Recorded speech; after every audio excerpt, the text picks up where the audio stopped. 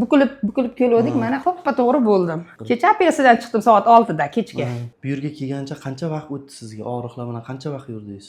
Men og'riqlar bilan necha yillardan beri. Omon Hajiyevda 2 marta yotib keldim. Raysentrda 3 marta yotdim. Tabiblarga ham bordim to'g'risi. Hech kimdan shifo topmadim. Qolavermagandan keyin. Yo'q. Tushunarli. Hech kimdan shifo topmadim, keyin bu yoqqa keldim. Tushunarli. Qancha rasxod qilgansiz shu vaqtgacha? Operatsiya ham qilib ketib qoldimi? Ha, ancha. Omon Hajiyevda o'zi 9-8 millionga yotardim. Har yotganingizda. 2 marta. Raysentrga yotardim 2 million, 3 million bilan.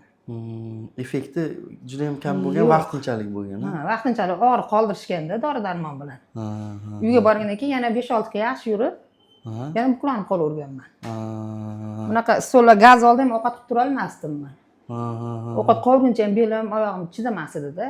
Piyoda necha metr masofaga yura olardingiz? Piyoda yurib ketaverarman. Oxiri borib oyog'im ushib qolardi. O'tirishga joy izlab qoladi. O'tirishga joy izlab qolaman. Qor, yomg'ir farqi, o'tirishga joy izlaysiz, o'tirasiz. Ozroq oyog'ingizda kuch to'plagandek bo'lasiz, yana yurishda davom etib ketaverasiz. Demak, sizda stenoz ham bor ekanda. Stenozda ishda.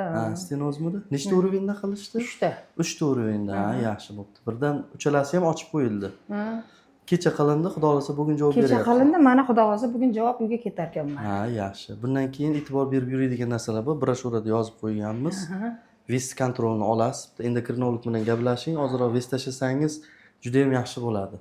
O'zingiz uchun ham, oyoqni, tizzani bo'g'imi uchun ham, son chonoq bo'g'imi uchun ham, belingiz uchun ham ozroq vest tashlash kerak bo'ladi. Nasib bo'lsa, undan keyin bezovtalik bo'lmaydi. Korset bilan 1 oy yurib turasiz.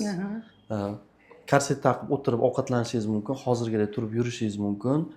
Ehtiyojlaringiz uchun chiqib kelsangiz bo'ladi, 200-300 metr yursangiz bo'ladi. 1 oy endi avaylab turamizda, endi shunaqa qoidasi bor.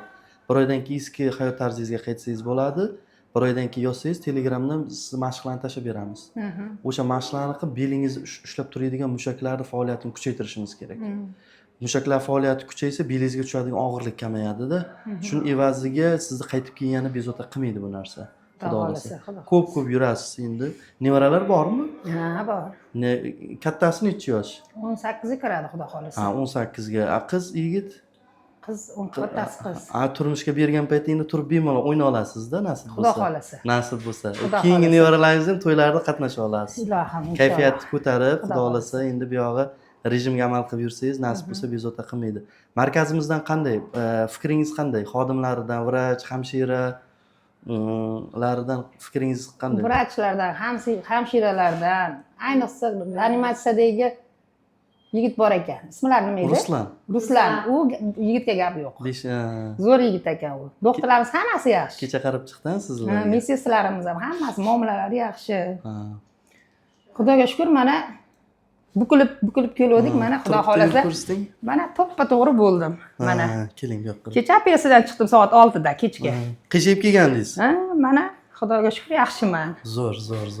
Rahmat sizlarga.